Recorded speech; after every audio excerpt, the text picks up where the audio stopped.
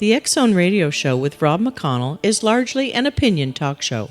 All opinions, comments, or statements of fact expressed by Rob McConnell's guests are strictly their own and are not to be construed as those of the X-Zone Radio Show or endorsed in any manner by Rob McConnell, Relmar McConnell Media Company, the X-Zone Broadcast Network, its affiliated networks, stations, employees, or advertisers.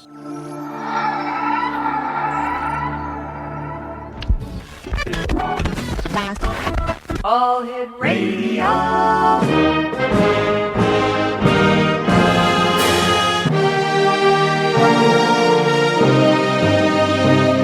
Welcome to the X-Zone, a place where fact is fiction and fiction is reality. Now, here's your host, Rob McConnell. It's Friday here on the X-Zone. Welcome to the X-Zone, everyone. My name is Rob McConnell. And we're coming to you live and around the world on the Talkstar Radio Network and our fine family of broadcast affiliates across the United States, Canada, Central America, the Caribbean, South America, the Pacific Rim, Asia, Europe, and the rest of the world on TalkStarRadio.com streaming audio. If you'd like to give us a call tonight and speak with any of our guests, tell us your opinions, your views, what's on your mind.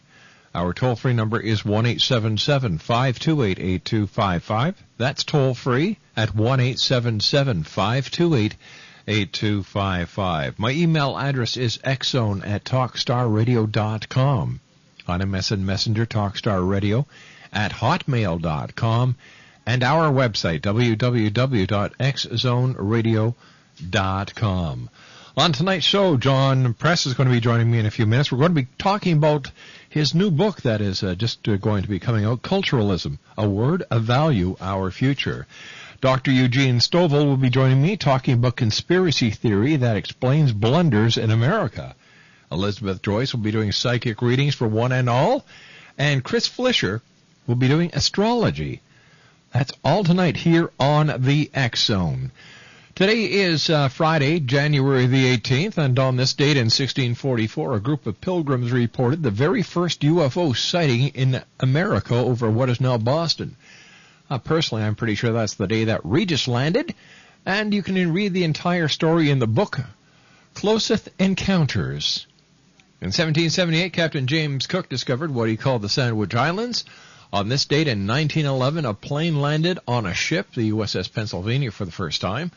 And in 1912, English explorer Robert Scott and his expedition arrived in the South Pole. Today is Kevin Costner's birthday. He turns 53. Bobby Goldsboro from Honey and, Watching Scotty Grow turns 67 today. And today is Maintenance Day all around the world. So there you go. Today in history and on this day whose birthday it is. My first guest tonight is John Press. He's written a book called Culturalism, A Word, a Value, and Our Future. And John is currently a doctoral student at NYU studying the history of education. He holds a master's degree from UCLA, an administrative credential, and 2 teaching credentials. He's taught U.S. history, philosophy, and psychology at the high school level for 8 years and has traveled all over, pretty much of the globe. And John, welcome to the X-Zone. Thank you, Rob. It's exciting to be here. Thanks for having me. Well, it's my pleasure. John, the word culturalism, what does it mean? Well, I'll tell you, but first I have to correct you. Sorry about that. There is no letter A or letter L in culturism. It's just culturism. And culturism is an alternative to multiculturalism. Multiculturalism holds that there's no particular core culture in Western countries, that we're an assemblage of random cultures, more or less. And culturists say, no, we have actually in these countries, in our Western countries, and other countries have in their countries, core traditions. Multiculturalism also holds that they're basically, all cultures are interchangeable. We should celebrate them all. They don't really make much of a difference. And culturism takes cultures and cultural diversity seriously. So, again, it's an alternative to the widely accepted multicultural view that's out there now. All right, John, please stand by. You and I have to take our first commercial break for this hour. You and I will be back in 2 minutes' time. John Press is our special guest, and we're going to be talking about culturism right here on the X-Zone. Our toll-free number is 1-877-528-8255. That is toll-free throughout the U.S., Canada, Alaska, and Hawaii. John's website is www.culturism.us. My name is Rob McConnell, and this is the X-Zone for Friday, January the 18th in the year 2008. And John Press and I will be back on the other side of this 2-minute commercial break as we continue live and around the world from our studios in Hamilton, Ontario, Canada, exclusively on the Talkstar Radio Network.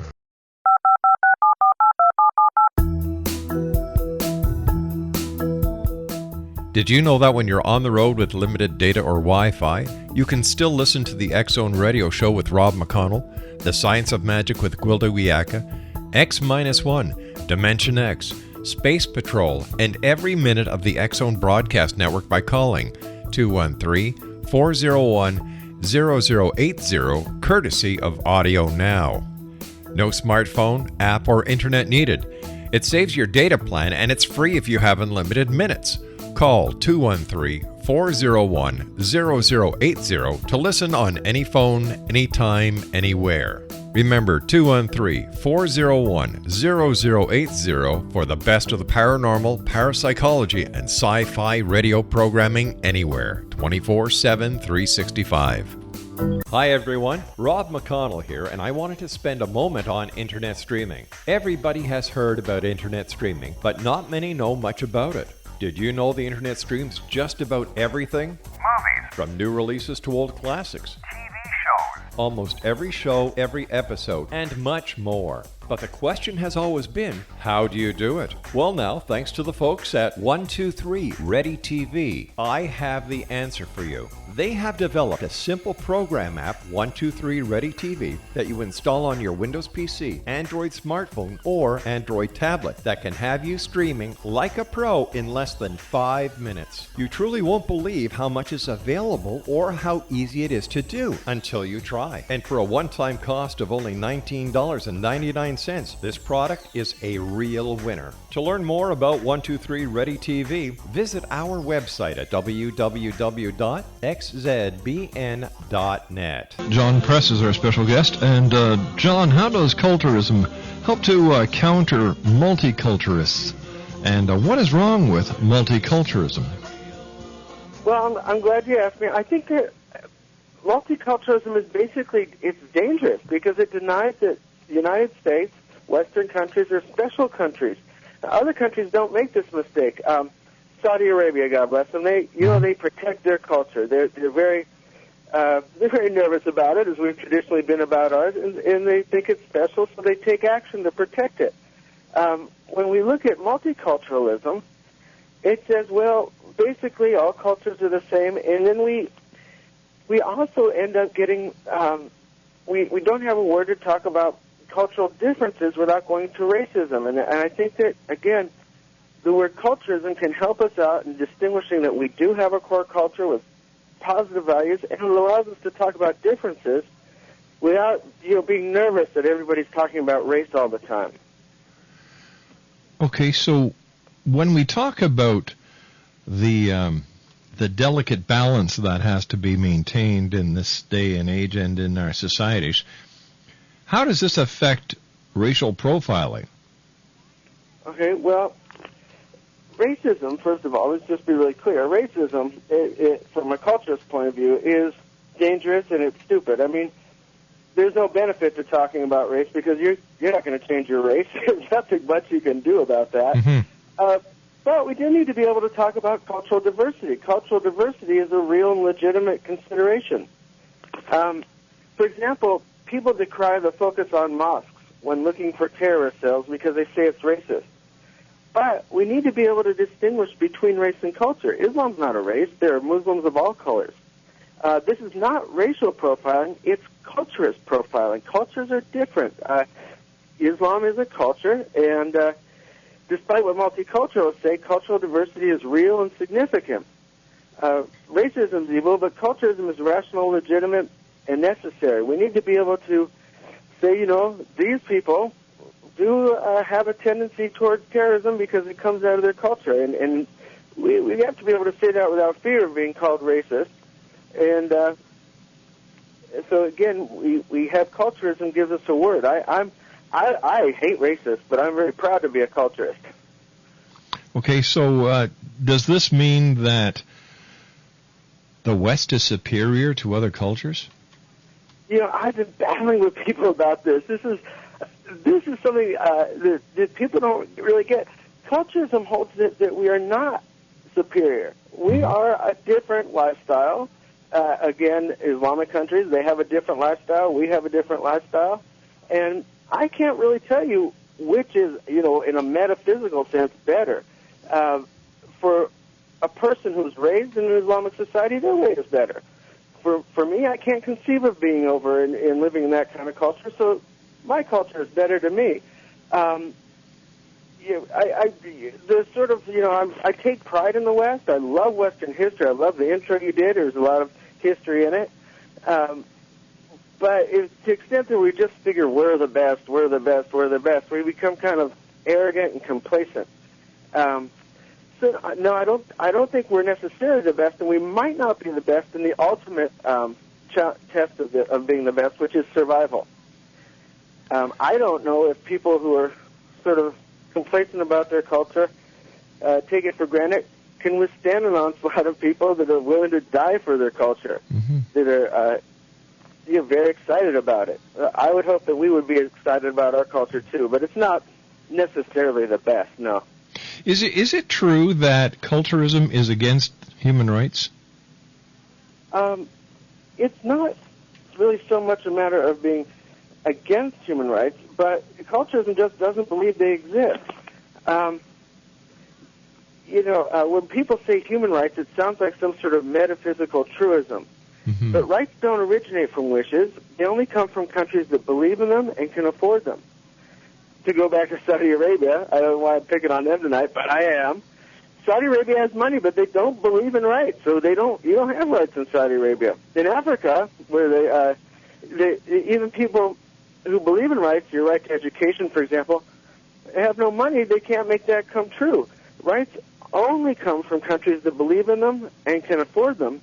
And if Western powers fall, rights will cease to exist. I don't believe that I don't have rights in other countries, and they don't necessarily have rights here. We only have the rights that our culture can create. Okay. I can understand that. Yes, I'm not much of an internationalist. I don't know if you listen to the news as your program was starting, but Google's giving a lot of money to Africa and saying that people don't have jobs and they're poor. Absolutely true. But we have problems too, and it's sort of our job to take care of ourselves. And they have a different value system, and for us to go meddling in other people's cultures and so forth before we take care of ourselves, I think it's a mistake that when you get into human rights and internationalism that you fall into. I think at times we can cause more problems than we can fix things. Absolutely. Somebody said to me today, they said, well, does that mean that you support tyranny in other countries?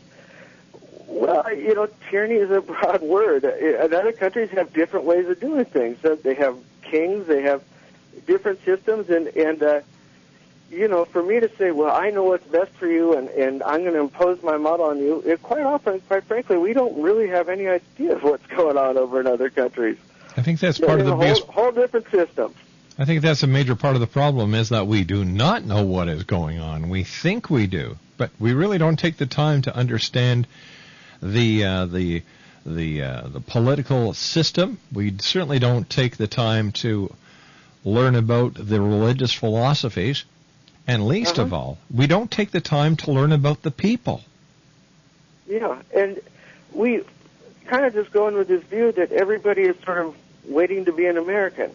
And so, hope we don't do it, but culturism is kind of isolationist, but, we're sort of on the verge of going into telling Pakistan, now you're going to be a democracy with, respect for free speech, separation of church and state, rights and so forth, and, that just might not be the individual rights model, democracy, free speech, separation of church and state model, might not be what they want. They might be more into like a collective thing where they celebrate the same God and they have the same holidays and, whatever they want to do. So I think when we get into this human rights model, it gets us in trouble. I think the the government in Pakistan has made it clear that they do not want the United States government or military or CIA in their country. And, it's interesting. I know you guys do stuff on UFOs, and it's interesting. Group dynamics change based on context. I think if our planet was invaded by UFOs, it was really clear to everybody, we'd suddenly think, wow, hey, we're all humans down here, right? In the same way, there may be factions fighting in Pakistan, but once somebody shows up from outside, you got to expect that people are going to unite and say, wait. I may hate him, but he's one of us. That's right. Because right? at that time, we are the aliens doing the invading.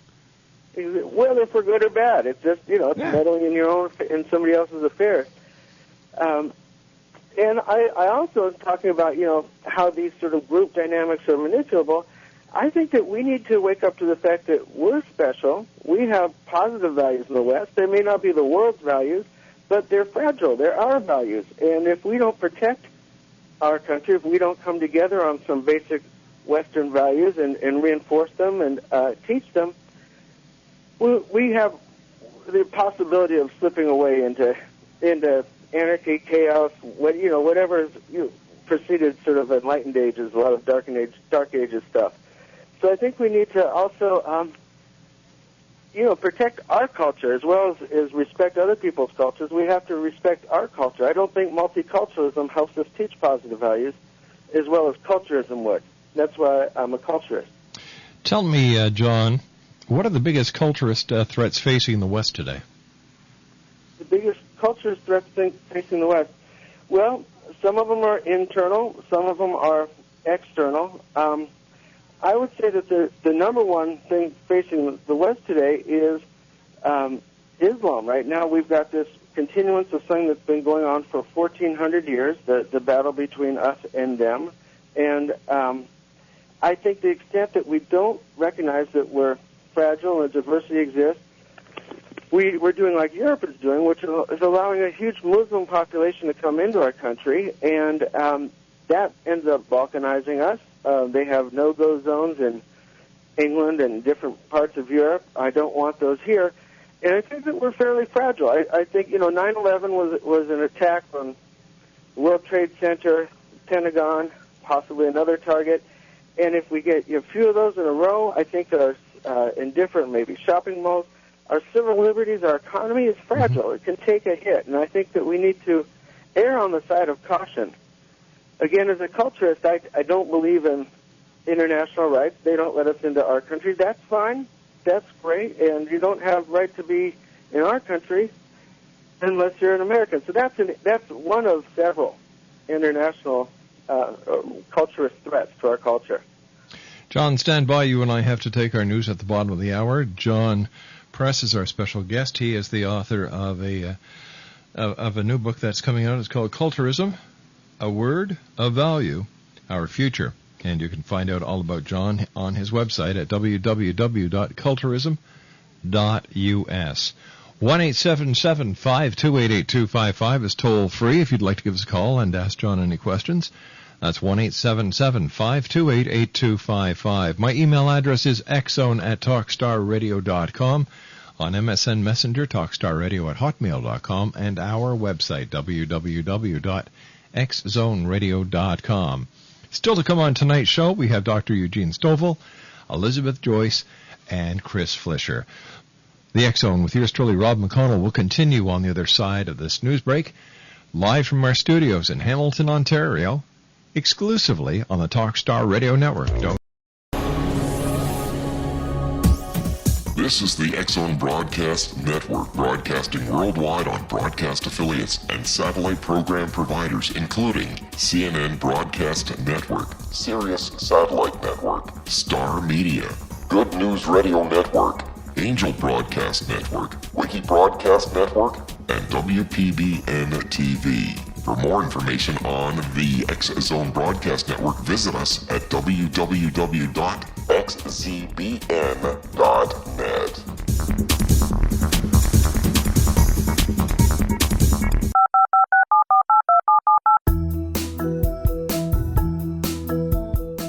Did you know that when you're on the road with limited data or Wi-Fi, you can still listen to the X-Zone Radio Show with Rob McConnell, The Science of Magic with Gwilda Wiyaka, X-1, Dimension X, Space Patrol, and every minute of the X-Zone Broadcast Network by calling 213-401-0080, courtesy of Audio Now. No smartphone, app, or internet needed. It saves your data plan, and it's free if you have unlimited minutes. Call 213-401-0080 to listen on any phone, anytime, anywhere. Remember 213-401-0080 for the best of the paranormal, parapsychology, and sci-fi radio programming anywhere, 24/7, 365. Hi everyone, Rob McConnell here, and I wanted to spend a moment on internet streaming. Everybody has heard about internet streaming, but not many know much about it. Did you know the internet streams just about everything? Movies, From new releases to old classics. TV shows, Almost every show, every episode, and much more. But the question has always been, how do you do it? Well now, thanks to the folks at 123 Ready TV, I have the answer for you. They have developed a simple program app, 123 Ready TV, that you install on your Windows PC, Android smartphone, or Android tablet that can have you streaming like a pro in less than 5 minutes. You truly won't believe how much is available or how easy it is to do until you try. And for a one-time cost of only $19.99, this product is a real winner. To learn more about 123 Ready TV, visit our website at www.xzbn.net. John Press is our special guest this hour, X-Zone Nation. His website is www.culturism.us. And, John, how would you define the West? The West, it's very interesting. A lot of things that we take to be sort of international truths turn out just to be Western truths. Freedom of speech, having individualism, having women's rights, having separation of church and state. These are Western ideals. Now that said, a lot of countries look back to a golden time. They're easy to define. We're a very progressive nation. You know, we've changed a lot. If you look at Western art, it's always changing, right? So I would define we're a little bit harder to define than other cultures, but those basic truths that I listed, those are the core values of the West. You can really see them. You know, if you look at what's come before us, I think like the myth of the noble savages really hurt us, right? We think that everybody before us was sort of kind and gentle, but we have really increased all these things. Before, people used to, 25% of males used to die in battle. There was, women were like chattel. They worked so hard. There was so much violence and superstition, and you know, we've carved this culture out that, to us seems like it's just natural, but it's something that's taken a lot of work. If you study history and anthropology, it's taken a lot of work to create. All right, how does culturism navigate or compare with culture wars? Culture wars, well, culture wars, I find is a divisive term. You know, both secularists and religious folk in this country, we can look back to a culture that holds men's spiritual attributes to be more valuable than their physical attributes. And you know, when it becomes Christians versus secularists, we start fighting. But I think that we can unite. Plato, for example, said that men's souls were higher than their bodies.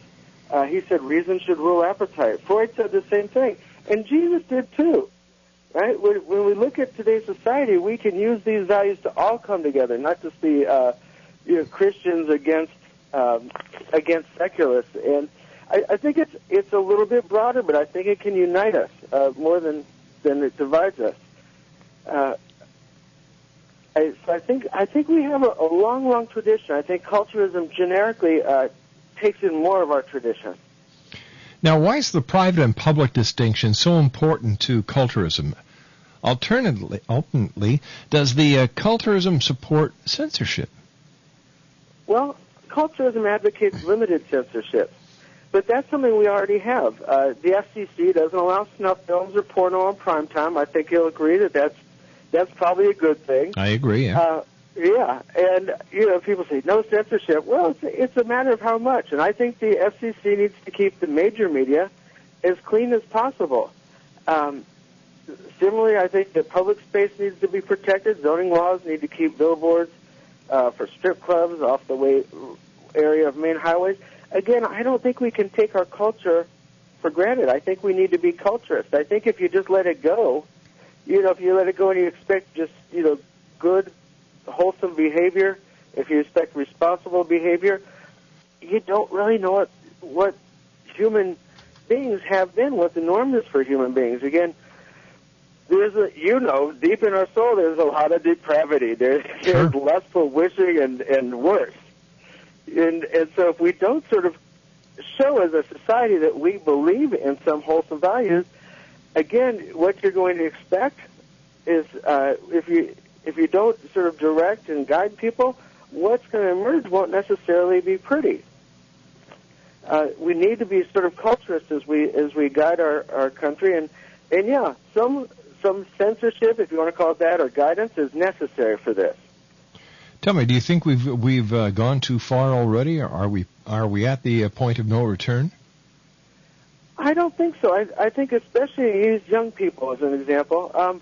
We have a new generation coming all the time, and I think our World War II generation, older people that were are still around, are really healthy people. I don't think that we're past the point of no return, or I wouldn't, I wouldn't write the book. I wouldn't be talking to you right now. But I think that we do need to start in schools and start in our public square and really discuss culture. What's best in our culture? What do we have to do to maintain it? How do we protect it? And again, this sense of our being unique, a unique culture, this sort of threat to our culture. We've often long been sort of worried about our culture deteriorating, and I think we need to again take that seriously and build upon that sort of understanding. And I don't think it's too late at all. I mean, we're still a great dynamic country. But we do need to be culturists, and I think if we identify ourselves as culturists, I think that helps us. To the extent that we talk about cultures and we say, ooh, this group has a higher pregnancy rate, out-of-wedlock pregnancy rate, and you say, wow, no, you can't talk about that. That's a hot-button issue. That's racist. We're weakened. We need to be able to really talk about, well, okay, for example, with immigration, just like I said, some people have higher drinking rates. Some people have higher out-of-wedlock childbirthing rates. We need to be able to talk about that honestly and not be afraid of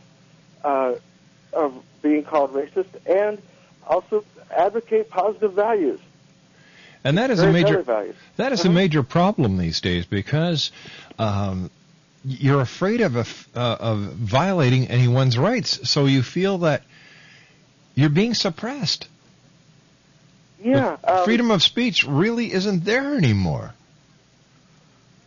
It's, in a way, it's gone because, you are afraid of what you're going to say and people being offended. And at the same point, we can't guide our culture because, if one person might be offended by it, it can't happen. So we have, I sympathize sometimes with the religious people who say, if we want to put up 10 Commandments, well, one person says, that would hurt me, and so it can't be done, or a moment of silence in schools. The individual rights have so trumped the cultural rights that we can't move as a society. And I think it's made us stuck and unable to advocate values. And it's also adding more to the problem than it is adding to the solution. Absolutely. It defies solutions because, like you said, if everything I say, if I say, I think that eating healthy foods is good, well, that's people who are really into junk food.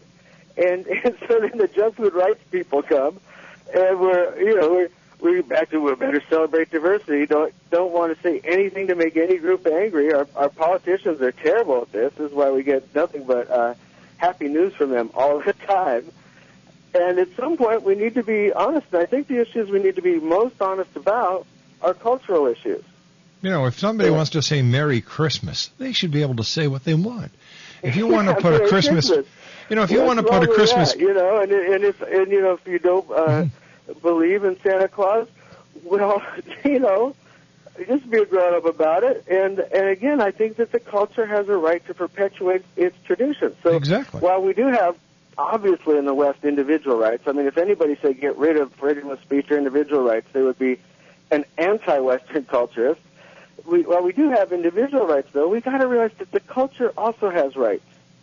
You have a right to have an area in town where your kids can go and not be just sort of constantly bombarded with antisocial behavior. We have a right to have radio stations that aren't sort of sending out negative messages all the time. Those are public airwaves. Mm-hmm. The public should have a say on that. And you may say, well, it's my individual right to advocate drug use and violence and so forth and hatred towards women on the radio. Well, your individual rights have to be balanced out by cultural rights. In this day of the Internet, there's lots of satellite radio, so there's lots of venues for speech, but we do need to have some area that's sort of protected, that shows that we have values we believe in. John, what does culturism have to do or have to say about the recent honor killings in Texas?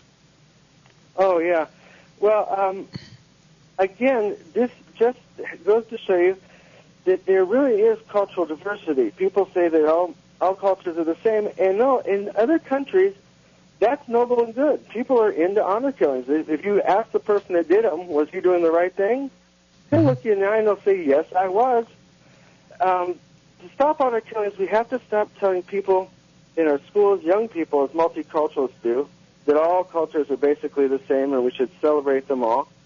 We have to assert Western values as special and right in Western nations. Older people, though, are harder to change, and that's why the best way to prevent future honor killings in Texas or elsewhere in the West is not to let people move here from countries that celebrate honor killing. This culturist policy is necessary to protect our values and the sense of female rights that the West uniquely has. And again, you say, well, you're going to say entire people from entire cultures can't come here?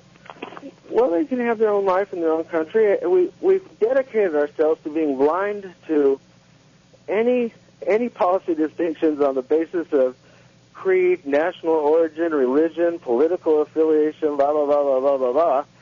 And, people that believe in honor killings, that's great in their country, and I don't want to judge their culture. I'm not going to be able to change their culture even if I want to, but I really don't think we need to have them coming here and creating areas where that's acceptable. Now, you write that culture only exists in heads and land. How do you explain that? Well, where else would it exist? Where else could cultures exist? And this can be seen to be important in the creation of Islamic areas in Europe where police are not allowed to go, the so-called no-go zones. When you have that, that means that there are smaller areas in which Western culture is in control. Similarly, if the southwest of the U.S. becomes a cultural outpost of Mexico, we can expect Mexican types of institutions, government, and economy to dominate. California has, things which are very much now like Mexico. We have crowded schools, closing hospitals, high teen pregnancy rates, criminal culture flourishing in places. And this is all based on population. We sort of have this idea that rights and our ideals just sort of exist. They only exist in people's heads. And people's heads can't exist, obviously, without land, without some food, some sustenance, some space. So when I really think we can, rather than thinking about it sort of in a grand scale, I think that we can really measure the progress or the receding of cultures by looking at what land they occupy. And as such, an important component of culturism is keeping people believing in our values in our areas, and keeping our areas for people that believe in our values. Is it true then that culturism denies universal values? Yeah, absolutely.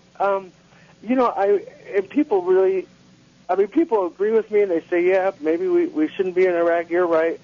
Diversity does exist. We We don't want female genital mutilation and so forth in this country.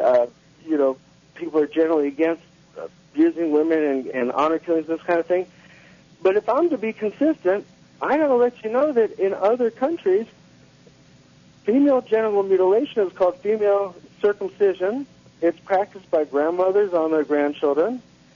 They're into that. That's their culture. They give you gives them a sense of belonging and intergenerational connection. And a woman who's had that done to her is pure. She's a good woman.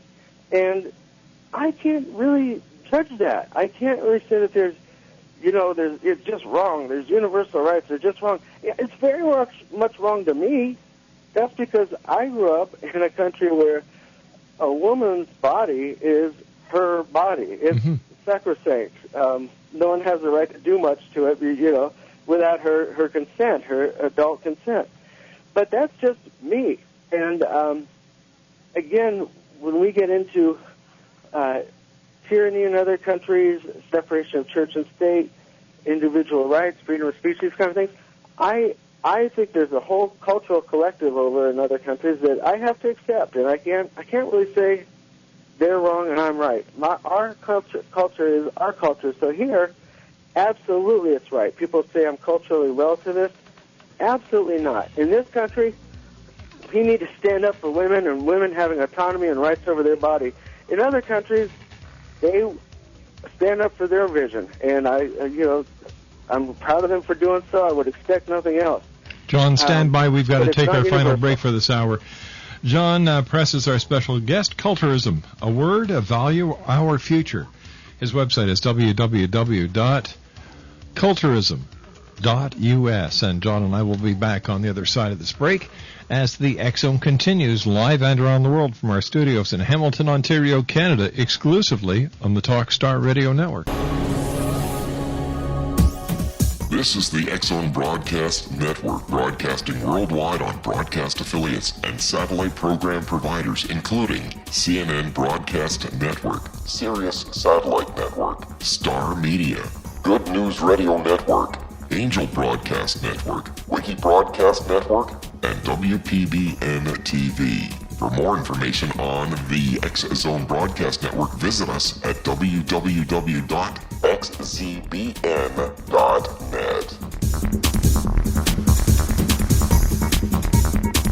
John Press is our guest this hour, X-Zone Nation, www.culturism.us. John, we've only got a few minutes left. First of all, thanks very much for joining us tonight, and I wish you a lot of success with this book. I think that books like yours open up the eyes, and when you've got the eyes opening up, you've got the brain and the heart opening up at the same time, so a great job done. Thank you. I've really enjoyed being here, and I hope people do take a chance to go to my website, www.culturism.us, and take the culturist quiz, see if they might be culturists themselves. Generally, I think if we start identifying ourselves as culturists, if we talk about culture and people say, that's racist, we clarify things. If people talk about multiculturalism, we say, let's take diversity seriously. Let's talk about it as if it were seriously and call ourselves culturists. I think our country's safer off. I think rights and all the things we believe in are safer off. So I hope you, your listeners, start using the word culturist, identifying as culturists. One last question for you, John. If the majority of culture determines right and wrong, what would you say about Nazi Germany? Great question. Well, the reason that Nazi Germany is such a horror to us, the ultimate horror, is because they just went so strongly against Western values. Mm-hmm. It's the right of the individual since Socrates in our culture has been considered sacrosanct, right? You have individual, even in Protestantism, individual conscience, relationship with God is sacrosanct. And to have the state say, okay, we're going to freeze all discussion, anybody who speaks up is going to get what Socrates gets, it just goes so strongly against Western values. That's how I, as a culturist, judge things. I say, does this further our traditions? Does this destroy our traditions? The Nazis are the ultimate anti-Western people. John, again, thanks very much for joining us tonight. Give out your website again and tell our listeners how they can get more information on you and your book. Okay, Rob, it's been fantastic being here. I've really enjoyed speaking with you. And thank you, sir. They can go again to www.culturism.us. Again, there's no A-L in Culturism. And if they go there, they'll see I have a blog. I have, obviously, my book for sale, but there's debate guides. There are all kinds of resources. There's book summaries, culturist book summaries that they can use to better inform themselves and understand the philosophy of culturism. The book, you'll see the table of contents goes over anthropology and psychology and world history. It's quite broad. And, again, if they read it, they can become better culturists. And I think strongly know what they're talking about when they identify themselves as culturists, and again, rights and Western Civ will be safer for it. John, take care of yourself, and I look forward to talking to you in the future. Okay, enjoy the rest of your show. Thank you. Thanks a lot, John. 1-877-528-8255 is toll-free. The top 5 signs you're giving your kids way too much money for their allowance. Number 1, they hire a maid to clean their room. Number 2, just bought their second rental property. Number 3, do all the other 5th graders have their own limo and driver? Number 4, you find copies of Forbes magazine under their beds instead of Playboys. And number 5, the bodyguards seem a little too much. When we come back from the news at the top of the hour at 6.5 minutes past, Dr. Eugene Stovall will be joining me. And I've got my darn cold back, so excuse me. Dr. Eugene Stovall will be joining us. We're going to be talking about conspiracies as the X-Zone continues, right here live and around the world from our studios in Hamilton, Ontario, Canada, exclusively on the Talkstar Radio Network.